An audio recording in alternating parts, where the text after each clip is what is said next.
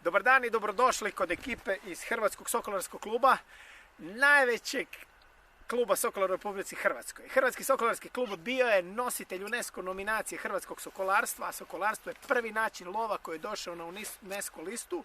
Između ostalog, ekipa iz ovog kluba je radila čitavu nominaciju.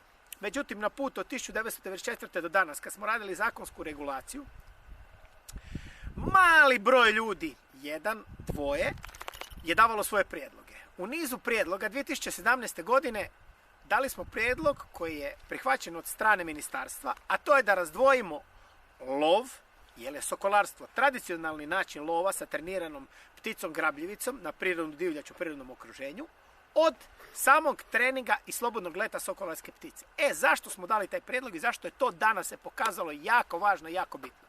Pa bili smo i vizionari. Da bi mogli uključiti mladu ekipu novih naraštaja sokolara lovaca, moraju moći bez ikakvog problema slobodno letjeti i trenirati svoju sokolarsku pticu. To se radi na više načina, a mi ćemo vam danas pokazati kako se to radi pomoću nekih novih tehnika i tehnologija, uključujući nove naraštaje sokolara. S nama se danas nalaze dvojica mladića, jako dobrih mladića. Jedan je Dominik the Dodo, koji u ruci drži rock row, reći vam što to je, a drugi je Max the Max, koji na ruci drži sokolarsku pticu Juliju i on je između ostalog pilot ovog rock rowa. Dodo nam je budući nadolazeći sokolar, a Max je već iskusan sokolar koji je letio sokolarske ptice. Tu dolazimo do onog zašto smo bili vizionari kada smo tražili izmjene zakonskih prijedloga. Da bi ovoj dvojici mogli pokazati kako izgleda i simulirani lov sa sokolarskom pticom, a oni će na taj način raditi dvije pozitivne stvari. Prva je, trenirat će našu sokolarsku pticu, da joj rastu mišići, snaga i samopouzdanje, a druga i još bitnija, učit će se vještini sokolarstva i na taj način ćemo mi prenositi UNESCO baštinu hrvatskog sokolarstva i tradicije. Evo nas u terenu. Budući sokolar, the Dodo, ima sljedeći zadatak. Danas ćemo simulirati lov sa sokolom na vranu, ovo izgleda kao umjetna vrana, naš sokolar i pilot Max će voziti ga.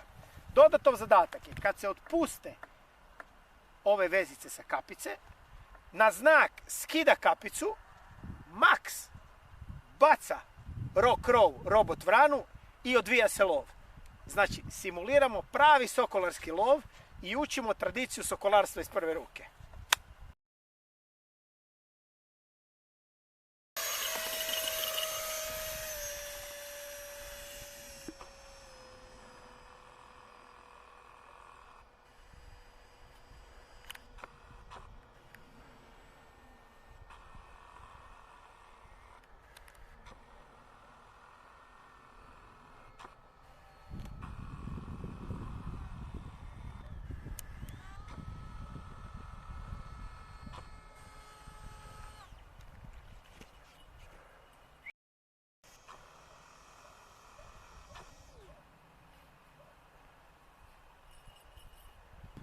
Prenošenje tradicije hrvatskog sokolarstva na UNESCO listi ekipa Hrvatski sokolarski klub, ali ekipa Willows, veliki sokolarski centar iz Engleske koji nam je ovo sve omogućio i pomogao da ponovno unaprijedimo hrvatsko sokolarstvo na najveću razinu sa generacijama koje dolaze.